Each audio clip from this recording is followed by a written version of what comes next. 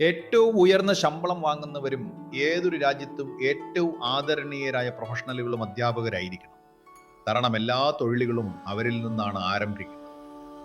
ഡോക്ടർമാർ, എഞ്ചിനീയർമാർ, ശാസ്ത്രജ്ഞർ, നേതാക്കൾ, സൈനികർ പോലും എല്ലാവരും ക്ലാസ് മുറിയിൽ നിന്നാണ് യാത്ര ആരംഭിക്കുന്നത്.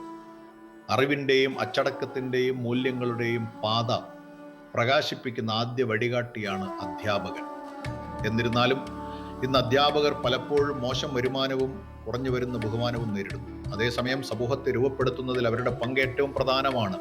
കൂടുതൽ മോശമായി ആളുകൾ ഇപ്പോൾ അധ്യാപന തൊഴിലിനെ ഒരു ഉപജീവന മാർഗമായി കാണുന്നു. എന്തൊരു നാണക്കേടാണ്!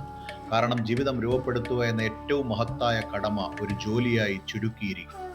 രാജ്യത്തിന്റെ പല ഭാഗങ്ങളിലും ഒരു അധ്യാപന ജോലി ഉറപ്പാക്കാൻ ആളുകൾ 50 ലക്ഷം വരെ കൈക്കൂലിയായോ സംഭാവനയായോ നൽകാൻ നിർബന്ധിതരാകും. നമുക്ക് വിനോദ പരിപാടികൾക്ക് കോടികൾ നൽകാമെങ്കിൽ, കായിക താരങ്ങൾക്ക് ദശലക്ഷക്കണക്കിന് നൽകാമെങ്കിൽ, ഓരോ തൊഴിലിൻ്റെയും അടിത്തറ കെട്ടിപ്പടുക്കുന്നവർക്ക് ന്യായവും മാന്യവുമായ ജീവിതം ഉറപ്പാക്കാൻ നമുക്ക് എന്തുകൊണ്ട് കഴിയില്ല? സത്യം ലളിതമാണ്. അധ്യാപകരില്ലാതെ മറ്റൊരു തൊഴിലും നിലവിലില്ല. അധ്യാപകരെ അവഗണിക്കുന്ന ഒരു രാഷ്ട്രം സ്വന്തം നാടിൻ്റെ പുരോഗതിയെ അവഗണിക്കും.